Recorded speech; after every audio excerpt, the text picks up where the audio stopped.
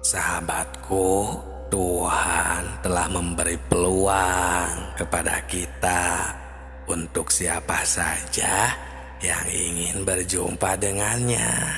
Jika ada keinginan yang kuat. Assalamualaikum warahmatullahi wabarakatuh. Hamdan wa syukron lillah, nahmaduhu wa nasta'inu wa nastaghfiruh. Assalatu wassalamu ala rasulillah alladzi la nabiyya ba'da. Salam tilawah semesta. Sahabat tilawah, terima kasih kami ucapkan terlebih dahulu untuk yang sudah mampir meluangkan waktunya di channel yang sederhana ini. Terima kasih banyak yang sudah like, berkomentar, dan subscribe.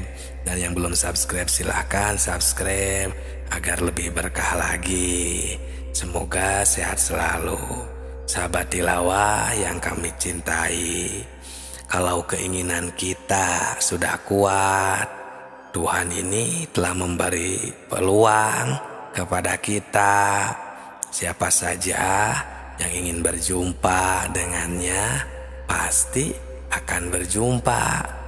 Ini sebagaimana firman Allah yang tercatat di dalam surat ke-18 ayat 110, surat Al-Kahfi ayat terakhir. Itu di sana berbunyi, faman kana yarju liqa rabbihi falyamal amalan sholihah wala yusrik bi ibadati rabbihi ahada. Barang siapa yang mengharap perjumpaan dengan Tuhan, maka hendaklah ia mengerjakan amal yang soleh, dan janganlah ia mempersekutukan seorang pun dalam beribadah kepada Tuhannya. Nah, sahabat tilawah, menurut ayat barusan, untuk berjumpa dengan Tuhan itu bukan mungkin lagi, tapi pasti, asal kita bisa berbuat amal soleh. Untuk berbuat amal soleh juga ini jangan sembarangan, ya harus benar-benar teliti, melalui guru kah, melalui pembimbing kah, pokoknya jangan sembarangan. Karena ini kan urusan akidah. Ya, contohnya seperti amal solehnya itu sholat. Nah, ini kan harus benar-benar sholat ini ya, fokus, serius, tidak hanya menjalankan kewajiban saja. Jangan semata-mata karena Allah memerintahkan, jadi kita menjalankan. Nah, itu kan dikarenakan sebatas perintah.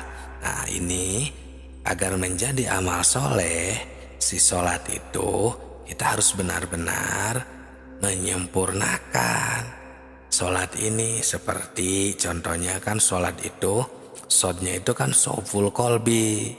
Soful kolbi itu kan ingatan atau elingan yang suci. Nah, berarti kalau elingan suci ini benar-benar dinyatakan, kita harus benar-benar hilang dari sifat samar dan meraba kepada Allah. Nah, ini buktinya boleh kita rasakan sendiri. Jika kita bisa seperti itu, ya berarti kita benar-benar sholat itu elingan sucinya ini tercapai. Karena kan aqimis sholata lidzikri, ya laksanakan sholat ini semata hanya untuk mengingatku. Nah, kita sudah bisa begitu apa belum?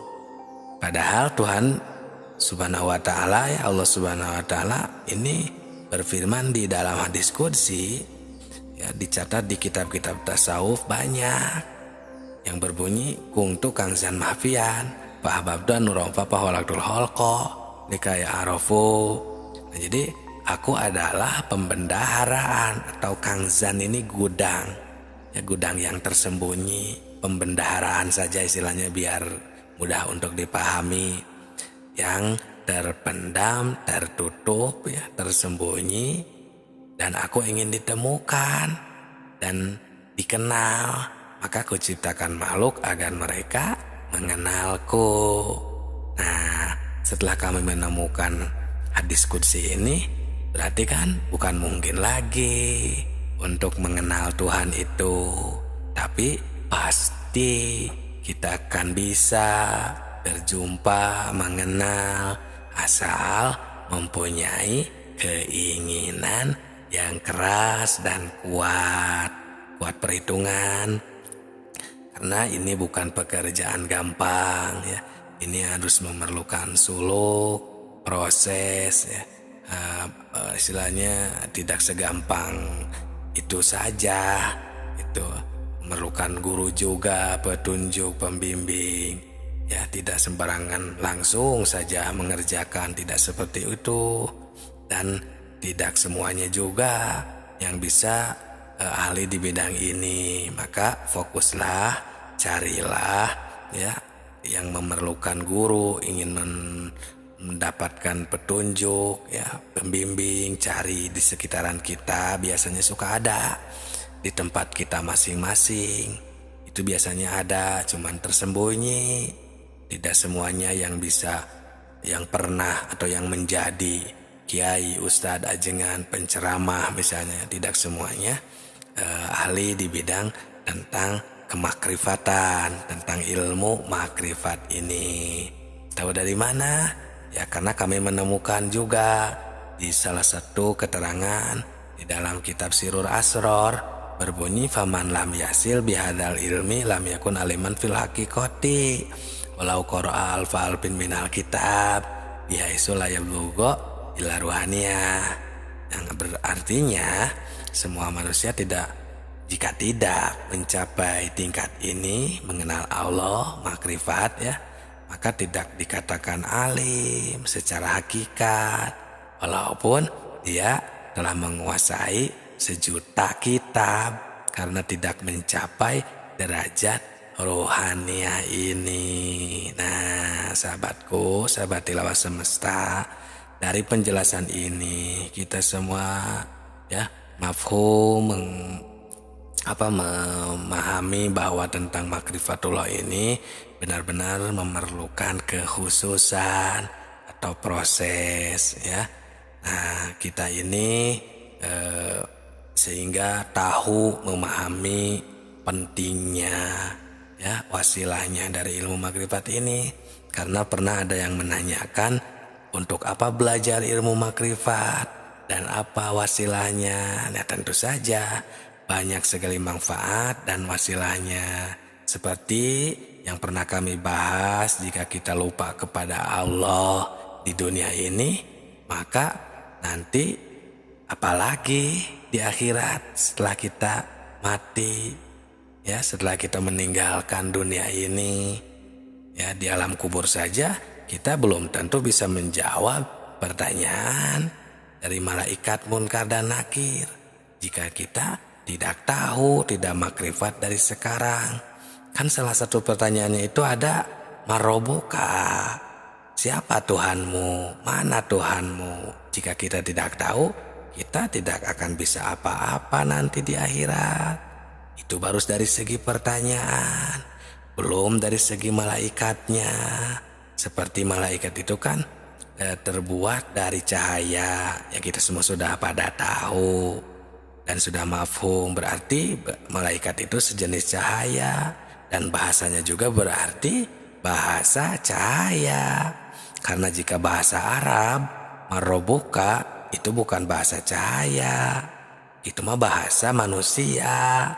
Nah, dan jika bahasa Arab, bagaimana untuk manusia yang meninggalnya itu bukan orang Arab? Misalnya ya malah orang kutub selatan, misalnya kutub utara, Indonesia, yang tidak tahu bahasa Arab, berarti kasihan. Mana adilnya Allah yang tidak tahu bahasa Arab? Nah, alhamdulillah, jika benar-benar kita memahami, mendaki ya suluh kepada ahlinya, tentang pertanyaan di alam kubur pun akan terbongkar, akan bisa menjawab, karena kita makrifat, mengetahui ya tentang semua ilmu yang ada di dalam ilmu makrifat. Semoga berkah semuanya. Salam tilawah semesta.